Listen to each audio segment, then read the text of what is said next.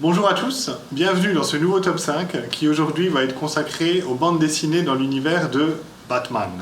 Batman, vous le connaissez forcément, c'est ce personnage de comics dans l'univers DC. C'est un super-héros, c'est aussi un détective, et enfin c'est un personnage que je trouve fascinant et que j'aime beaucoup. Les BD Batman sont toujours à la croisée entre le genre du roman policier, du roman noir, et du comics de super-héros, et donc ça c'est très intéressant.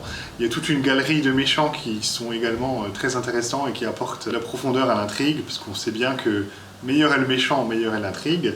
Et enfin, le personnage de Batman, sa dualité, son côté sombre, son côté parfois torturé, en font également un personnage très profond psychologiquement et qui va être passionnant à analyser, passionnant à découvrir, avec lequel les scénaristes vont beaucoup jouer. Petit aparté avant de commencer le top 5, si vous n'êtes pas familier de l'univers Batman, mais que vous avez envie de découvrir, moi je vous conseille vraiment cette BD là pour commencer. Batman année 1 de Frank Miller et David Mazzucchelli, c'est un classique. C'est parce que c'est un classique que je ne le mettrai pas dans le top, je vais essayer de trouver des choses un petit peu surprenantes, un petit peu dont on parle peu dans l'univers de Batman, mais celui-là c'est vraiment un incontournable. Si vous ne l'avez pas lu, lisez-le.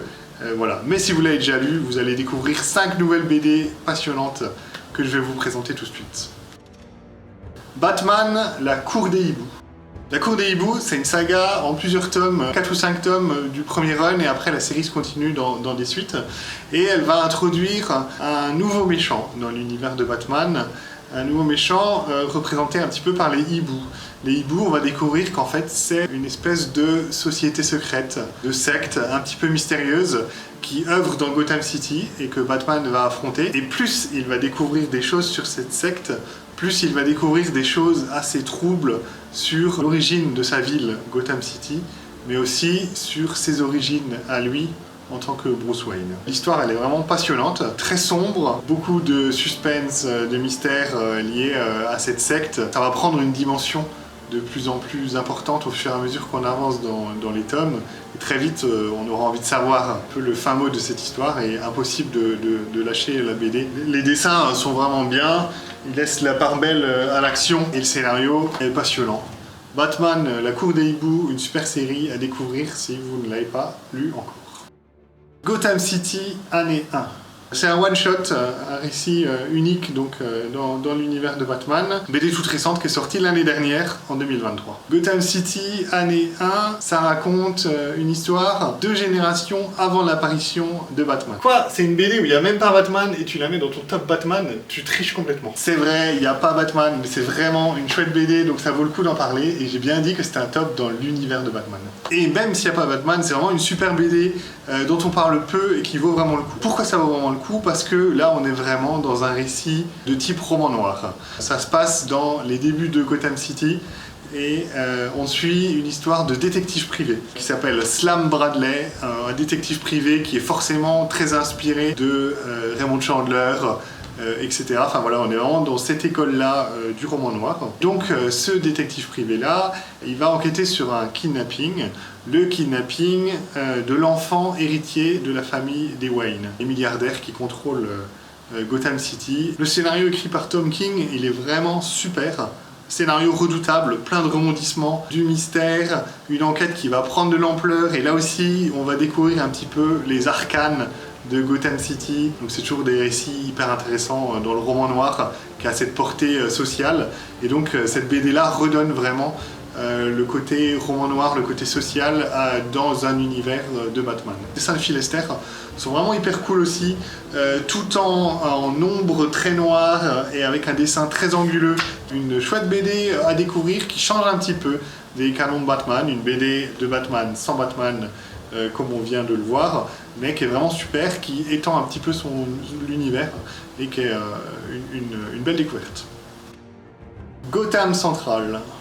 Gotham Central, donc avec au scénario les excellents Ed Brubaker et Greg Rucka qui ont vraiment qui ont signé plein de scénarios excellents, et au dessin Michael Lark. 3 auteurs hyper talentueux qui vont nous livrer une série consacrée aux policiers de Batman, C'est à nouveau une série sans Batman. Quoi? Encore une série sans Batman? Tu te fous vraiment de la gueule du monde. Et oui, ça peut paraître surprenant, mais ces séries en fait sans Batman sont vraiment intéressantes parce qu'elles développent du coup l'univers dans lequel Batman évolue.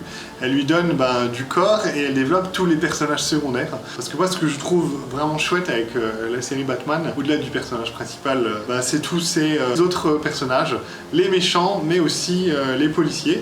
Des policiers qui se retrouvent donc bien démunis face au Joker, à double face et à tous les super vilains de l'univers de Batman, que Batman ne peut pas combattre tous en même temps. Il faut bien que les flics, à un moment donné, ils affrontent eux aussi ces méchants. Donc on est à nouveau dans une série, dans un registre très policier, et on va notamment suivre le personnage de René Montoya, un personnage qui est très intéressant et que les fans de Batman connaissent bien et apprécient, qui va devenir un des personnages phares de cette série, mais c'est pas le seul. On est vraiment sur une série chorale, et donc chacun des flics de Gotham aura vraiment son intrigue.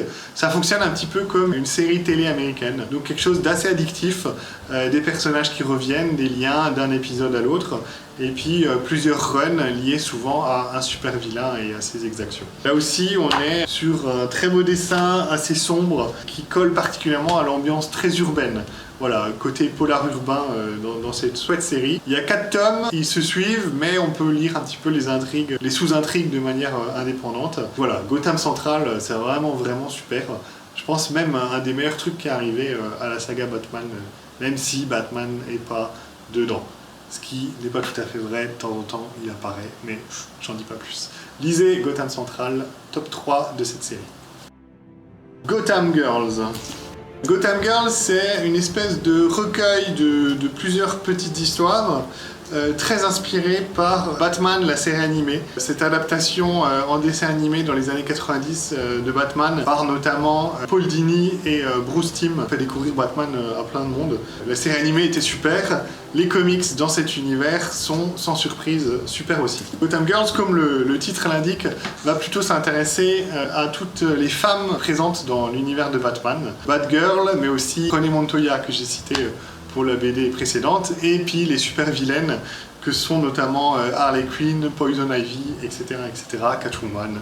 Plusieurs histoires vraiment cool, elles sont toutes bien, mais mon gros coup de cœur et la raison pour laquelle je place cette BD là dans les meilleures BD de Batman, c'est vraiment tout le run Harley and Ivy. La rencontre du personnage de Harley Quinn, qui est d'habitude lié au Joker, avec Poison Ivy. Une rencontre de deux personnalités complètement différentes, mais une amitié et un côté girl power dans leur rencontre qui est assez chouette et qui détonne beaucoup avec l'univers de Batman qui est parfois très, très masculin.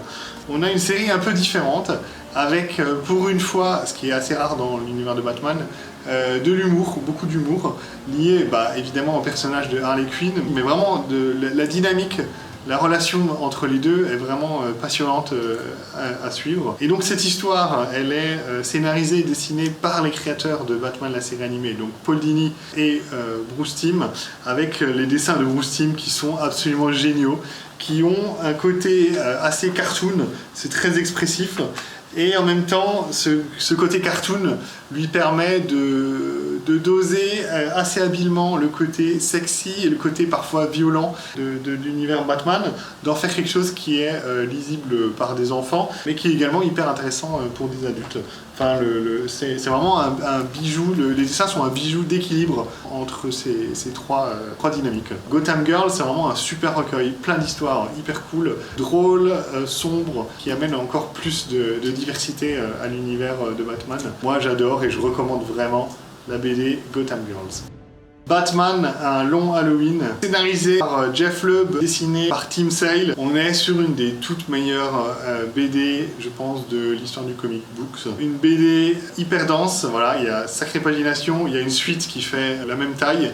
Donc il y a vraiment matière à développer l'intrigue, développer les rebondissements, mais aussi la psychologie des personnages. J'avais dit que je parlerais pas trop de BD classiques. Celle-là c'en est une, mais je suis bien obligé, parce que c'est vraiment un des tout meilleurs. C'était impossible pour moi de faire un top de BD Batman sans qu'elle soit présente. L'histoire se déroule pendant un an de la vie de Batman. Ça commence à la période d'Halloween et où il va bien sûr affronter un de ses ennemis emblématiques, l'épouvantail.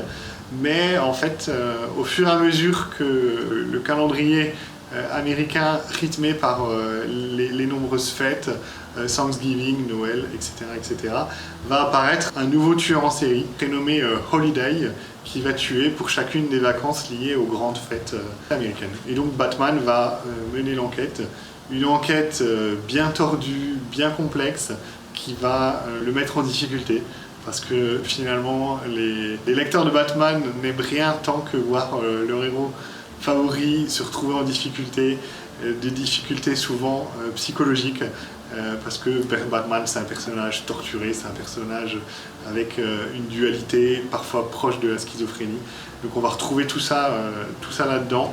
Donc voilà, si vous aimez bien les intrigues policières, bien compliquées, avec beaucoup de rebondissements, mais en même temps passionnantes, avec beaucoup de finesse psychologique, Batman un long Halloween, ça va vraiment vous plaire. Autre truc cool, c'est qu'on retrouve une très belle galerie de méchants de Batman. Si on aime Batman, c'est parce qu'on aime les méchants. Là, il y en a plein. Chacun intervient à différents moments de l'intrigue. Et les dessins sont sublimes. Toujours avec ce côté assez sombre, mais avec des détails assez fins, un trait un petit peu nerveux. On est vraiment sur quelque chose qui change de ce qu'on peut voir dans le comic book. Il n'y a pas les couleurs fluo, il n'y a pas le côté vif, mais vraiment voilà. Donc très nerveux, beaucoup de finesse dans les dessins des visages, des expressions. C'est vraiment super. Voilà, Batman un long Halloween, ma BD préférée de Batman. Je vous encourage vraiment à la découvrir si vous ne l'avez jamais lue. Merci d'avoir regardé cette vidéo. N'hésitez pas à vous abonner pour découvrir nos autres vidéos, de nos coups de cœur, mais aussi des nouveautés, des unboxings, etc. etc. Si vous aimez bien Batman ou si vous ne connaissez pas, que vous avez envie de découvrir, n'hésitez pas à venir à la médiathèque pour en parler avec nous, on saura vous conseiller. Il y a les 5 là, mais il y en a encore plein d'autres qui sont super chouettes. Voilà.